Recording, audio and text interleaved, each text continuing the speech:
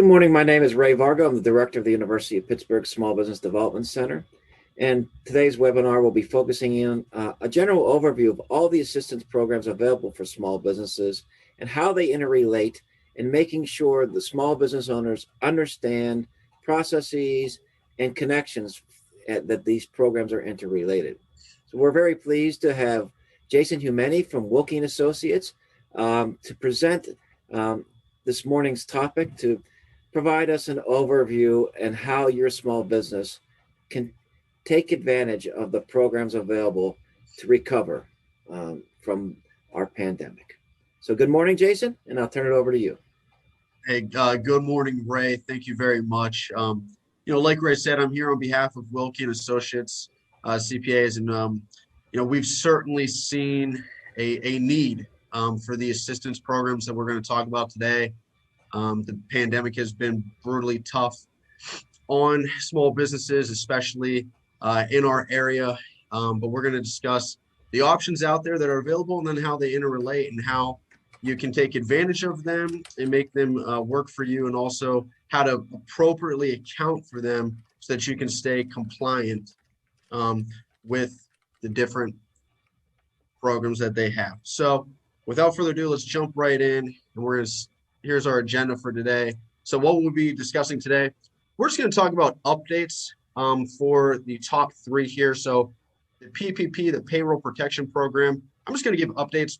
It's been rolled out for a long time, and a lot of the funds have been used. There are some updates that came out. Same thing with EIDL. EIDL has been around for a while. So we're just going to hit the updates that have recently rolled out, specifically the targeted advance, which some small businesses may qualify for. We're going to talk about the Employee Retention Tax Credit, or the ERTC. Again, that's going to be more of an overview and how to apply for that. The Restaurant Revitalization Fund, the RRF, this is relatively new. You cannot yet apply for it, but I'm going to share all of the information that we have to date. In the same breath, there's the Shuttered Venue Operators Grant, the SBO. We'll talk about that. And then finally, I think potentially the most important piece is the cross-program eligibility. It's one thing to receive the funds for these different programs. It's another thing to appropriately account for the funds and make sure that you're using them appropriately. So let's jump in.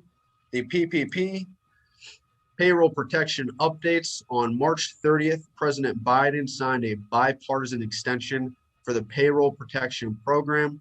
The deadline to apply for a PPP loan has been extended from March 31st to May 31st. And that was the big change. So it gave small businesses some extra time there to be able to apply, and to be able to apply for the second round as well. So if a business is yet to do that, it's May 1st, this Saturday. They'll have 30 plus days from now to get that done. So this law, it'll give the SBA additional time to process applications and authorize loans through June 30th. So small businesses, make sure you apply before the end of May, and then the SBA will have until the end of June to make a determination. According to the SBA, as of March 28th, the PPP has approved more than 8.7 million loans, totaling more than $734 billion. And that number has only gone up since this was written, right? And, a vast majority, over 3/4 of the 2021 PPP loans are under 50K, and the average loan is $59,000. That's important for the forgiveness. And we'll talk about the updated forgiveness that rolled out not too long ago. The recent program enhancements by the Biden administration, they're also aimed to increase loan distribution, have increased lending among women and minorities. And the SBA reported during the 2-week exclusive window, minority-owned businesses loans were up 20%, and women-owned businesses were up 14%, and the rural small businesses were up 12% over the previous 10 days. So it's an effort to help those who most need it. PPP forgiveness. So the SBA introduced a one-pager for the PPP forgiveness. And this is very helpful to, most people receiving funds.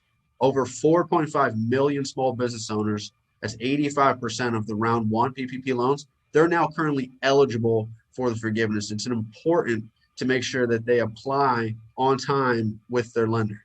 The one pager for the loan forgiveness application, it lifts the burden of cumbersome paperwork for the borrowers with the first or second draw loan amounts of 150 or less, which again, most of the loans are around 59,000. So 150 or less covers almost everybody. There's a form 350EZ, which replaced the 3508EZ, which replaced the 3508S. And that was on January 19th, 21. And this revision also lets you include additional eligible expenses that previously were not included in the original. Form 3508S, it may be used to submit to your lender, even if you have already requested forgiveness. And you can use this one-page form until the SBA notifies your lender of a final loan review decision or the PPP forgiveness payment is made to your lender. At the end of the day, small businesses, it's just so important to have your record keeping up to date and on track. Regardless if you've already applied for the forgiveness or about to apply for the forgiveness, or if your lender has made it available to you or not, you have to make sure that internally you have the expenses appropriately recorded on your books to reflect the use of the PPP funds. EIDL updates. So that was the PPP, very short updates. We're going to jump to the EIDL. Jason, there's Yes. one question. What are the additional expenses included? Yeah, I'll tell you what, I don't have that list in front of me, but I'm happy to provide after the call if you reach out. So the EIDL updates. On March 24th, 21, the SBA announced that the maximum amount of small businesses and nonprofit organizations can borrow through COVID-19 Economic Injury Disaster Loan Program would increase. So starting the week of April 6, 21, the limits will increase a maximum loan amount from $150,000 to $500,000. So right now is the time, if you are a small business owner and you need more help, you need additional lending from the SBA, as of April 6th, now is the time to apply for that increase. If 150 isn't doing enough for you, you need more funds, you can apply for that increase in the loan. Additionally, prior to April 6th, businesses currently hold a loan with the directly contacted by the SBA via email with guidance. So you'll be directly contacted by the SBA via email, with guidance about how to request the increase. Any loan applications or any loans currently in process will automatically be considered for loans covering the 24 months of economic injury up to the 500K. So they not just increased the limit, they also expanded the amount of months. On March 12th, 21, the SBA announced that deferment periods for all disaster loans, including the EIDLs, will be extended until 2022 to offer more time for businesses to recover. And that is huge, very important. So you don't have to start paying the EIDL back until 2022. And that includes if you increase your max. The first payment due for disaster loans made in 2020, it will be deferred 24 months from the date of the loan.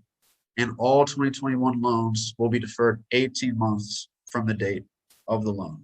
So more time to help businesses get back on their feet, not with just providing the funding, but also the timeline of when they have to start paying that funding back, because the EIDL is a loan.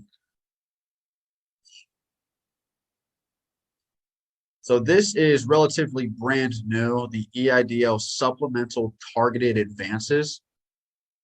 The SBA, they launched a new round of EIDL assistance called Supplemental Targeted Advances on April 22nd, 21, and it's an additional $5 billion in funds that they're going to distribute to the 1 million small businesses and nonprofit organizations that have been most severely affected by the economic effects of COVID-19 pandemic.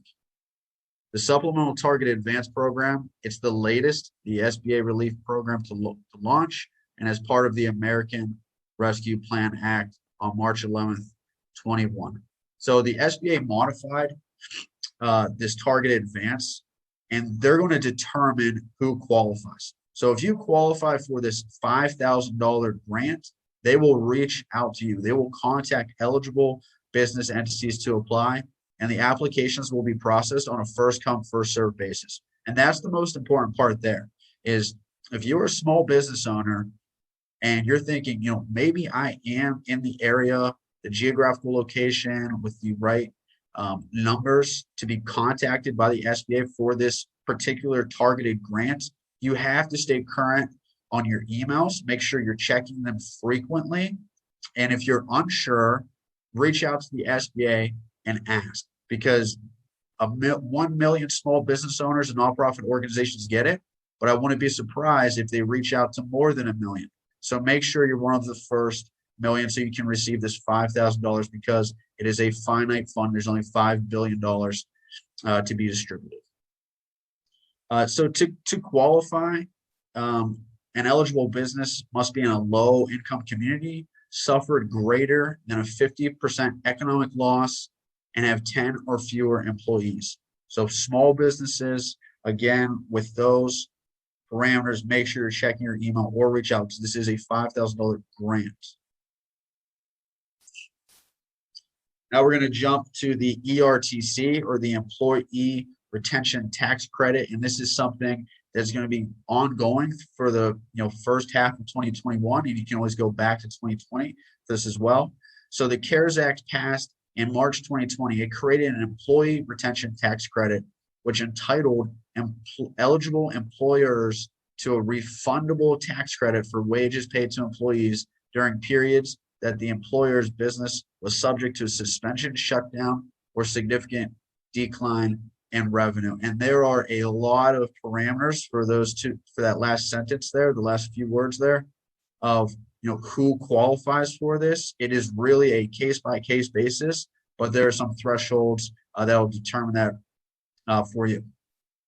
So this tax credit, it was not widely used by employers with fewer than 500 employees, primarily due to the fact that employers with the PPP loans could not take advantage of this credit.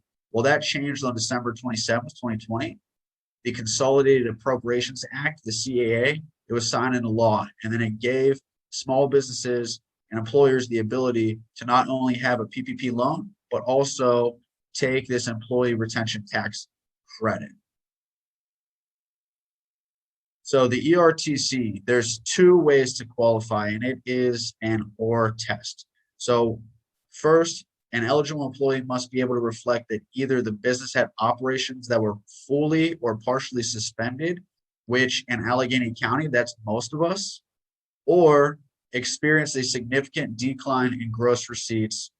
To be an eligible employer for the ERC, they must only meet one of these tests. We're going to continue with the eligible employer here. In order to receive an ERC, the employer must qualify as an eligible employer. The employer here includes all members of a controlled group under IRC Section 52, greater than 50% ownership test, or Section 414 on an aggregated basis. That's just talking about which type of entities can apply, and its most eligible employer is defined as follows. For 2020, quarters 2, 3, and or 4. For Q2, it will start at March 13th and go through the end of March. And this is for an employer that has 1, fully or partially suspended its operations due to a governmental order limiting commerce, travel, or group meetings due to COVID-19, or they had gross receipts for such quarter that were less than 50% of its gross receipts for the same quarter in 2019. So if your Q3 2020 is down 50% on your top line versus 2019, you will be eligible for this ERTC credit. For 2021, quarters 1 and 2, an employer that A, again, was fully or partially suspended due to governmental orders, or B, it had gross receipts for such quarter that are less than 80% of gross receipts for the same quarter in 2019, or for the immediately preceding quarter. So for example, Q1 21, if that was down 80% versus Q1 19, or 80% versus 4Q 2020, you will be eligible to take the ERC credit in Q1 21. So this is a slide that's going to talk about if you're a small employer or a large employer. I'm not going to read every word on this slide, but just know, there's 100 or fewer full-time employees, and that's calculated 30 per week, or 500 or fewer. There's a great flow chart here coming up that is going to help with this. But I also like this slide a lot because it compares the ERTC, right? So for the 2020 on the left-hand side here, it's March 13th through the end of the year, and the amount of wages eligible for this retention tax credit is 50% of qualified wages, limited to 10K per employee, so a maximum of $5,000. So your maximum credit is $5,000 per employee. You have to show a 50% decline in the calendar quarter, 20 versus 19, and employers with more than 100 employees can only claim credit for wages paid to employees who are not providing services. For 2021, the amount of eligible wages for the retention tax credit increases. Is actually 70% qualified wages. So it's limited again still to 10K per employee, but you can take 70% of that. So it's a $7,000 per employee per quarter tax credit. This is significant for many, many employers. They also reduce the decline. So if you have a 20% decline in calendar quarter during 21 compared to the same quarter in 19, or the immediately prior quarter compared to the same of 2019. And again, employers with more than 500, they can only claim credit for wages paid to employees who are not providing services. And that is all summarized on this flow chart. So here's the 2020 flow chart. And it just has a few questions. Now, obviously, these questions are much more involved when you're actually doing the ERTC calculation. But it does help to give an idea of immediately, answer, was I down, 50%? Yes or no? Okay, let's move forward. And let's see if we can actually get this ERTC and calculate it and amend your 940 so that you can become eligible and receive these funds when they are eventually distributed. 2021, same thing. Was your business operations fully or partially suspended? No. Okay. Well, was your Q1 or Q2 less than 80% of its gross receipts for the same quarter in 19? Yes, it certainly was. We were down in the first quarter of 21. Okay. So now we go to the next question. For 19 on average, did the control group have 500 or fewer full-time employees? Yes, we sure did. Okay. We're a small employer. Our qualified wages, all wages, health employment plan premiums included, paid in the quarter, limited to $10,000 per employee. 70% of that is what your credit is going to be directly back to the employer. So those are three programs that have been around, in 2020 with some minor updates in 21. The next program we're going to talk about is the RRF, and this is the Restaurant Revitalization Fund, and this is new. So on March 11th, 21, the SBA announced details regarding a $28.6 billion fund created to help businesses recover from the economic downturn, again caused by the pandemic. Established by the American Rescue Plan Act, the RRF will provide restaurants with debt-free support equal to their pandemic-related revenue loss, up to $10 million per business and no more than $5 million per physical location. Recipients are not required to pay the funding as long as funds are used by March 11th, 2023. And that date is important, and the information is also important. If you use these funds for eligible expenses, you will not be required to pay this back. For the first 21 days that the program is open, the SBA will prioritize awarding funds to small businesses owned by women, veterans, or socially and economically disadvantaged individuals. And following that, the SBA will distribute funds in order in which applications are approved until the money is exhausted. And that's also key. right? There's $28.6 billion in this fund. It will be used. It'll go and it'll go fast. So if you're a restaurant or a bar, and we'll talk about who can apply in a little bit, you have to make sure you're on top of this now, getting your ducks in a row so that you're ready when you can apply, that you can be first in line and get yourself in line for these funds. So although the first 3 weeks are earmarked for the priority groups, applications from all eligible applicants will be accepted as soon as the program launches. So there's no waiting period, regardless if you're going to be part of the priority group or not. So who is eligible? Well, restaurants, of course, but many others are too.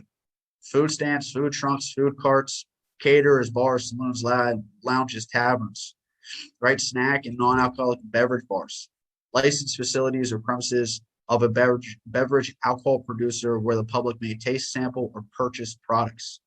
Other similar places of business in which the public or patrons assemble for the primary purpose of being served food or drink. And then we have bakeries, brew pubs, tasting rooms, tap rooms, breweries, microbreweries, wineries, distilleries with an asterisk. We'll talk about what that asterisk is here in a second. And then we also have inns. So business types with the asterisk, these bakeries and brew pubs and tasting rooms, etc. In order to be eligible, these businesses must provide documentation with their application that on-site sales, so on-site to the public, comprised at least 33% of their gross receipts in 2019. So a third of their sales have to be on-site. For businesses who open in 2020, you can still apply and get this grant, but it's a little different. Or if you haven't even opened yet and you have expenses, the applicant's original business model should have contemplated at least 33% of gross receipts and on-site sales to the public.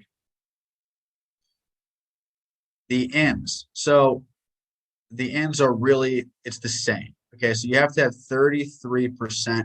The difference is they're telling you to make sure it's, okay, it's sales and food and beverage. It's not just on-site sales. It's got to be the food and beverage to the public on-site of 33%.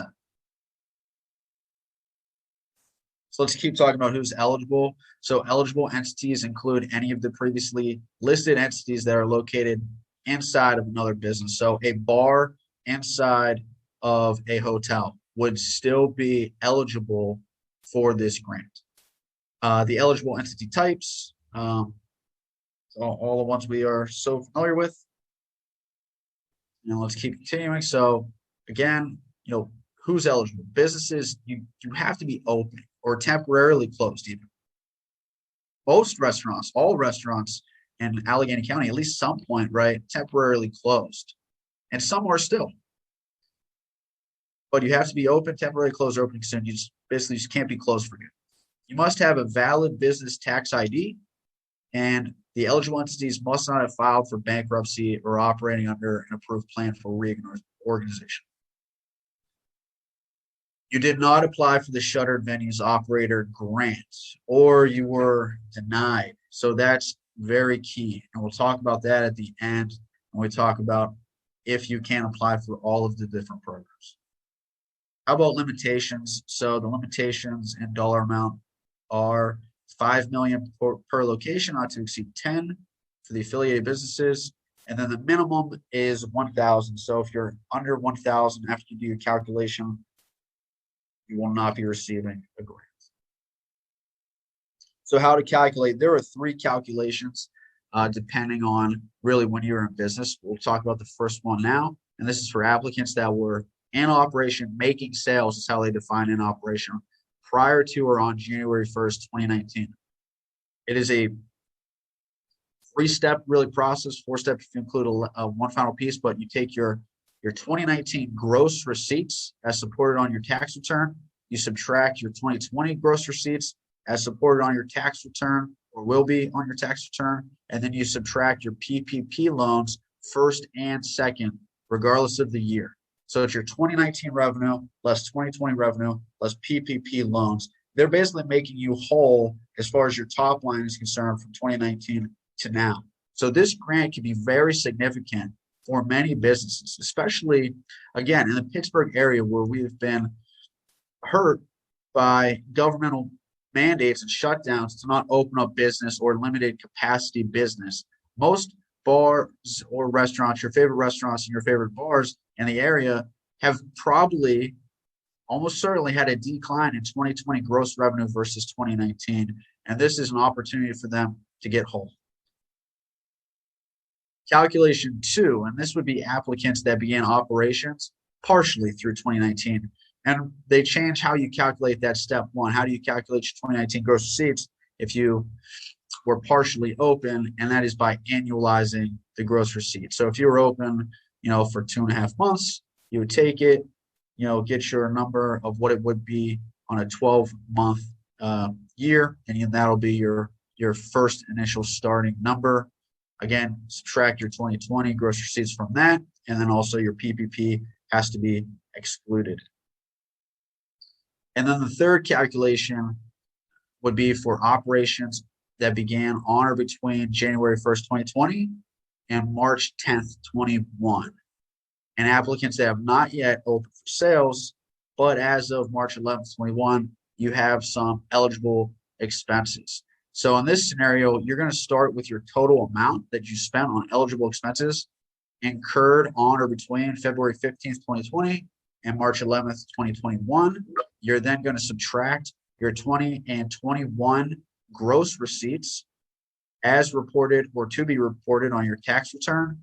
And then finally, you're going to subtract the aggregate original disbursement of any PPP loans received, regardless if you received that in 20 or 21.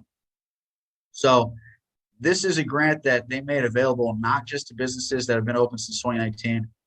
It's to restaurants and bars and taverns that were planning to open in 20, halfway through 2020. They opened in 2019 late, and then they opened even in 2021, and they had expenses prior to March 11th. They're making this grant an opportunity for them to help them get off their feet, so to speak, during this pandemic. So what can you use these funds for? And this is so important because, again, you can't use your funds that you receive from the PPP and funds that you receive from the RRF on the same expenses. And that comes down to the accounting. You have to make sure you keep those very clear and very separate. So what can you use the RRF for? A lot of things, a lot of big expenses. Payroll costs, certainly. How about a biggest business mortgage? And that's your principal and interest on that. Business rent, business debt service, principal and interest again.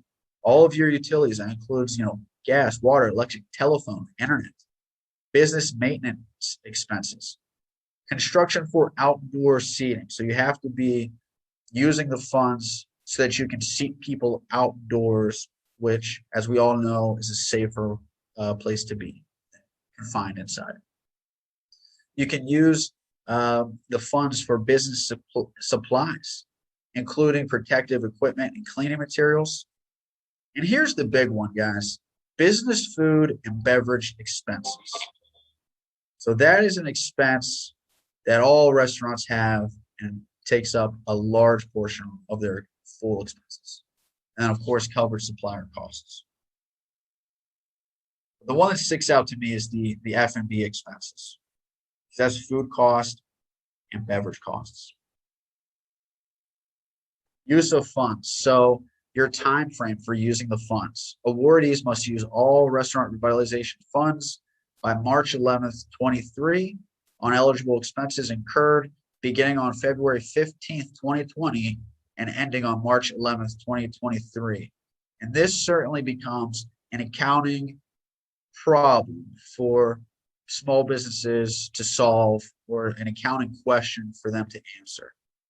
And if they receive the PPP loans 1 and 2, they have an EIDL. And now on top of that, they get this restaurant revitalization fund. It is so, so important that they are correctly coding the expenses, not duplicating the expenses, and keeping them in separate buckets. And we suggest probably your best route here is to create new GL accounts on your P&L. Change your chart of accounts to show PPP payroll, RRF payroll, RRF expenses, RF awards, however you want to lay it out. But make sure that it's very clear and very separate, because you're going to have to validate how you spent this. So use of fund validation. All applicants have until that date, March 11th, 2023, to use the awarded funds. Not later than December 31st, 2021, all applicants are required to report through the application portal how much of their award has been used against each eligible use category. If the applicant fully expends their funds prior to the end of 21, they will be asked to certify in the application portal that proceeds have been used on eligible expenses. All applicants that do not fully expend award funds prior to the end of 21 will be required to complete annual reporting submissions until they fully expend the award funding or the period of performance expires. The SBA reserves the right to request supplemental documentation needed to validate their certification.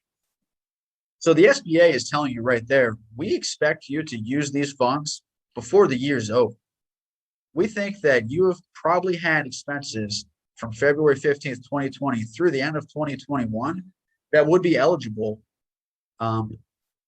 underneath all of the different eligible expenses that we let you use this for.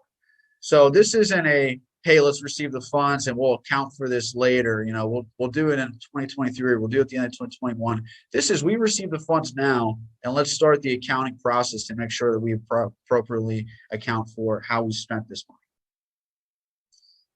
The next opportunity we're going to talk about is the Shuttered Venue Operators Grant. And the Consolidated Appropriations Act offers grants to shuttered venue operators, SBOs, to offer relief to performing art venues, movie theaters, and museums. So this is a $15 billion grant program. It offers grants up to $10 million to eligible organizations.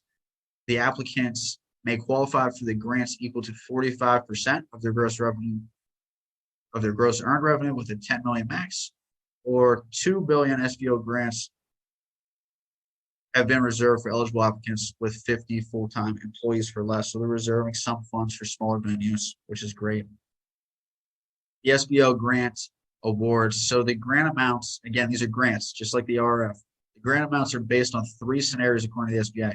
1, for an eligible entity in operation on January 1st, 2019, grants will be for an amount equal to 45% of their 19 gross earned revenue, or the 10 million, whichever is less. Or 2, for an eligible entity that began operations after January 1st, 19, grants will be for the average monthly gross revenue for each full month you were in operation during 19, multiplied by 6, or the 10 million, whichever is less. Or 3, revenue for the first quarter of 21 is 30% or less of the revenue for the first quarter of 19. A supplemental grant of 50% of the initial grant may be received. So a lot of information there. It's a calculation. And if you were eligible for the SBO and also the RF, you can't take both. So you have to choose one or the other. So doing the calculation for both and then choosing which one is best for you is so important. And you also have to keep in mind the RF is fine. There's, $28 billion in the fund. It might be expensed before they get to your application. Same thing with the SBO. So it's very important to weigh the 2 options and then determine which one is best to apply for. So this is the SBO Grants Awards continued. They will be processed and awarded on a 14-day cycle, so every 2 weeks, on a 3-tiered priority basis with an opportunity for supplemental funding for first and second tier applications. According to the SBA, during the first 59 days of opening, the SBA will reserve no less than $2 billion again for the smaller ones with 50 employees.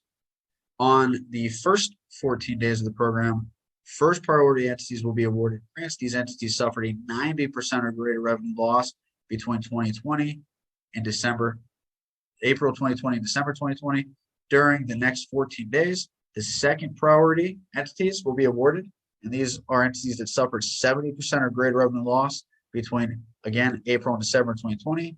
And then finally, the third priority entities suffered a 25% or greater revenue loss between 1 quarter of 19 and the corresponding quarter of 2020 will be awarded after the 28 days of the program. Supplemental funding will be available after day 28 for recipients of the first and second priority tiers who suffered a 70% or greater revenue loss for the most recent calendar quarter. And you say, 90% is such a big loss, but a lot of these venues have been shut down consistently since the beginning of the pandemic, really. So their revenue in a lot of instances is unfortunately zero during that time period. Amounts received under grants may be used for costs incurred during the period of March 1st, 2020 and December 31st, and the supplemental grants may be extended to costs incurred between March 1st and June 2022. So who is eligible, right? Eligible applicants, it includes not just the venues, but how about talent agents, representatives, live event venues, of course, promoters, movie theaters, live performing arts events, playhouses, ballet house, some zoos, museums, and aquariums. The person or entity must have been fully operational by February 29th, 2020, experienced a 25% decline in gross earned revenue during at least one quarter of 20 compared to the same quarter in 19, and continued operations or plans to continue operations at the time of the application. It's always weird to see February 29th as a date, but I think that was a leap year, right? So talent agents who book or represent musicians, comedians, or actors at live events, and 70% of operating costs must represent talent paid on ticket revenue, so not tips. Agents may be for-profit, nonprofit, or government-owned. Venue operators or promoters, theatrical producers, or live performing arts organization operators may be for-profit, nonprofit, or government-owned again. An additional requirement is the venue or promoter must not have received a PPP loan on or after December 27th, 2020. Movie theaters, operators may be for-profit, nonprofit, or government-owned. The primary business activity must be ownership or operation of at least one location to show movies to patrons for a fee. And then, of course, there's also information about museums and different organizations. Okay, so the SBO grant offers the following, right? The grant program has a $10 million cap. The money may be used towards a more liberal list of allowable expenses compared to the spending guidelines of the PPP funds, and it does not have to be repaid. The PPP loan program allows applicants to receive 2.5 times their monthly payroll costs, while the SBO grants offer applicants 45% of their 2019 revenue. PPP loan funds must spend 60% of their loan on payroll costs and excludes independent contractors. And that's because, again, that date, December 27th, 2020, you cannot receive it after that date. And at the end here, we're going to talk about all of them and doing that calculation to determine which is most advantageous for the small business that's applying. So here's the allowable expenses. So obviously this is more than the PPP allows, but you have payroll, rent, utility, again, scheduled mortgage payments, scheduled debt payments, worker protection, payments to independent contractors, other ordinary and necessary business expenses, admin costs, state and local taxes, operating leases, insurance payments, and of course, at the end here, we have advertising, production, transportation, and capital expenditures. That's important. Capital expenditures related to producing, we'll see that theatrical or live performing arts production, and may not be primary use of funds. So putting it all together, this graph, I think, is vital when you're determining what to apply for and what not to apply for. So if you are a PPP recipient, you can certainly go ahead and apply for a second PPP draw. You may also get the EIDL, but for this shuttered venue operators grant, you can apply for it if you received the loan, but if PPP loan received after December 27th, 2020, the loan amount will be deducted from the SBOG, and you may not apply for the PPP after receiving it. So if you receive the shuttered venue, you cannot then apply and receive the second round of PPP. And if you did receive a PPP second round after December 27th, 2020, or first round, depending on your situation, you have to make sure that you deduct it from the SBOG.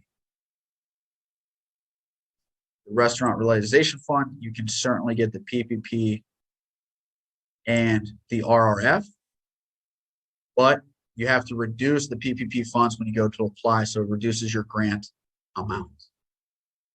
The Shuttered Venue Operators Grant, you may not apply for the PPP loan again after receiving it.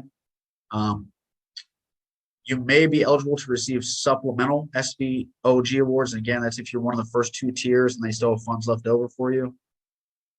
You may, if you are an SBO recipient, you may apply for the EIDL and SBOG, but you cannot use the funds for the same purpose cost. And guys, that's across the board, right? You can't take PPP, you can't take EIDL, you can't take RRF and use them all on the same employees and same payroll costs. You just can't do it. And that's why, again, it's so important on your chart of accounts or internal records, you keep it very separate. This is what we receive.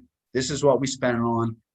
These are definitely eligible. You have it all nice and documented with support so that when they come knocking on the door and they ask you how you spent the funds, you can quickly and accurately tell them how that was done.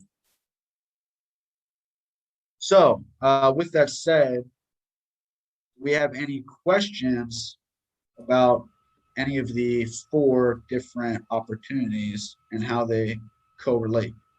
Well, Jason, this is Ray, and I want to thank you again for this excellent summary. This matrix right here is golden, related to step-by-step process of understanding, and your point related to accurately and segregating these expenses for wages for these different programs. If you receive the PPP versus the EIDL program versus the Restaurant Revitalization program, or if you're using Shuttered Venue, again, that's why it's imperative for the small businesses to work with their CPA, their accounting firm, to set up their books properly, because there will be a time that they will have to show documentation, and it just can't be, well, here's my checkbook related to what it is. And so it's imperative that you follow that through.